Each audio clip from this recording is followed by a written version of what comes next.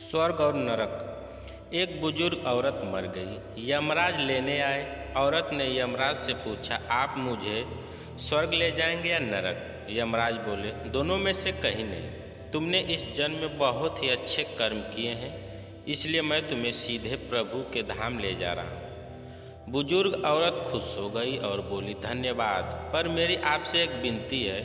मैंने यहाँ धरती पर सबसे स्वर्ग नरक के बारे में बहुत सुना है, इसलिए मैं एक बार दोनों जगहों को देखना चाहती हूँ। यमराज बोले, तुम्हारे कर्म अच्छे हैं, इसलिए मैं तुम्हारी ये इच्छा पूरी करता हूँ। चलो हम स्वर्ग और नरक के रास्ते से होते हुए प्रभु के धाम चलेंगे। दोनों चल पड़े। सबसे पहले नरक आया। नरक में बुजुर्ग औरत ने जोर जोर से रोने की आवाज़ सुनी।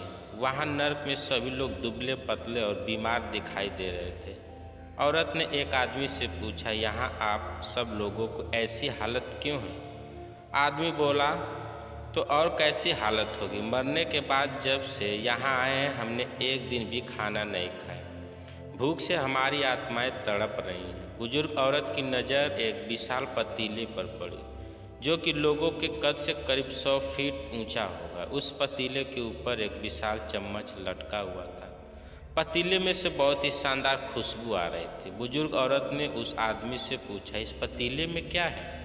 आदमी मायूस होकर बोला, यह पतीला बहुत ही स्वादिष्ट खीर से हर समय भरा रहता है। बुजुर्ग औरत ने हैरानी से पूछा, इसमें खीर है तो आप लोग पेट भर के यह खीर खाते क्यों नहीं? भूख से क्यों तड़प रहे हैं? आदमी रो रो कर बोलने लगा, कैसे खाएं? यह पतीला 100 फीट ऊंचा है, हम में से कोई भी उस पतीले तक नहीं पहुंच पाता।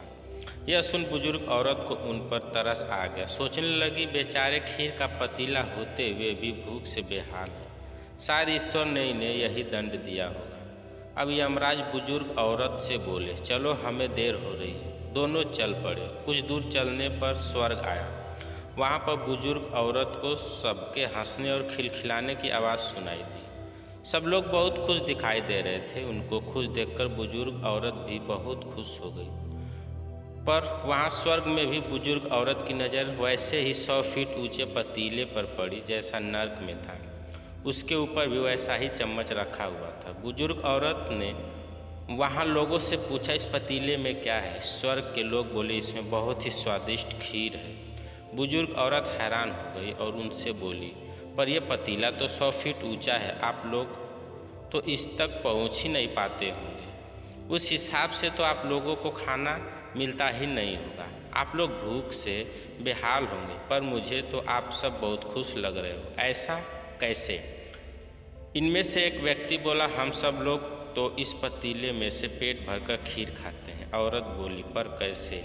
पतीला तो बहुत ऊंचा है। व्यक्ति बोला, तो क्या हो गया? पतीला ऊंचा है तो यहाँ पर कितने सारे पेड़ हैं। हमने इन पेड़ों की लकड़ी ली, उसको काटा और एक विशाल सीढ़ी का निर्माण किया। उस लकड़ी के सीढ़ी के सहारे हम पतीले तक पहुँचते हैं और सब मिलकर खीर का आनंद लेते हैं। बुजुर्ग औरत यमराज की तरफ देखने लगी। यमराज मुस्कुराए और बोले, ईश्वर ने स्वर्ग और नरक मनुष्य के हाथ में सौंप रखा है। चाहे तो अपने लिए नरक बना ले, चाहे तो अपने लिए स्वर्ग। ईश्वर ने सबको एक समान हालातों में डाला है। उसके लिए उसके सभी बच्चे समान हैं। वह किसी से भेदभाव नहीं करता। वहाँ नर्क में भी पेड़ पौधे सब थे, पर वह लोग खुद ही आलसी हैं। उन्हें खीर हाथ में ही चाहिए। पर कोई कर्म चाहता है, कोई मेहनत नहीं करना चाहते, इसलिए भूख से बेहाल है। क्योंकि यही तो ईश्वर की बनाई इस दुनिया का नियम है। जो कर्म करेगा, मेहनत करेगा, उसी को मीठा फल खाने को मिलेगा। स्वर्ग के सपने छोड़ दो, नर्क का डर छोड़ दो। बस आपकी वजह से किसी का दिल न दुखे, इतना सोचो और बाकी सब कुदरत पर छोड़ दो। दोस्तों, कहानी कैसी लगी कमेंट करके अवश्य बताइएगा। अगर चैनल पर नए हैं तो चैनल को सब्सक्राइब करें।